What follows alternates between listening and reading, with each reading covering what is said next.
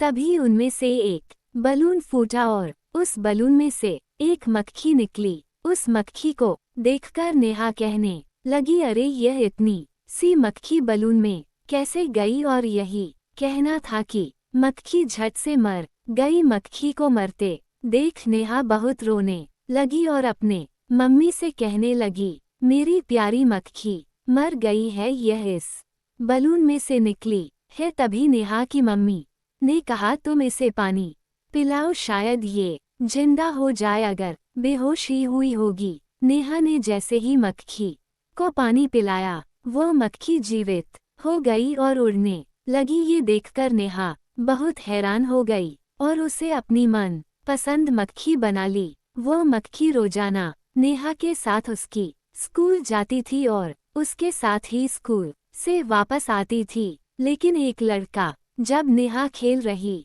थी तभी उसकी मम्मी ने झाड़ू मारी और झाड़ू की वजह से मक्खी मर गई। नेहा को ये देखकर बहुत दुख हुआ क्योंकि वह मक्खी उसकी बहुत अच्छी दोस्त बन गई थी और वो उसके साथ बहुत घुल मिल गई थी।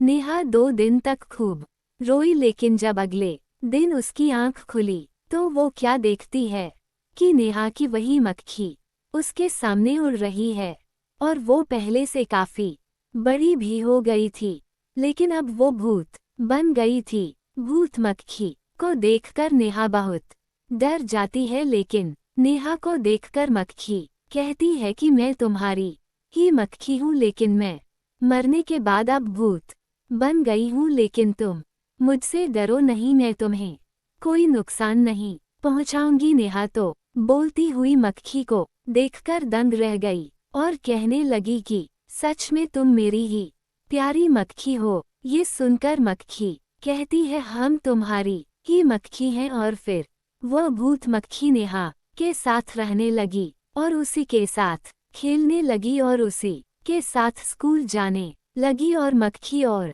नेहा का साथ और बना रहा और उन दोनों की अच्छे से दोस्ती भी हो गई। अब नेहा को बहुत खुशी थी कि भूत मक्खी उसके साथ है, उसकी बहुत अच्छी दोस्त भी है। दोस्तों, आप सभी को हमारी कहानी कैसी लगी कमेंट बॉक्स में जरूर बताएं और वीडियो को लाइक शेयर जरूर करें और फिर चैनल को सब्सक्राइब करें।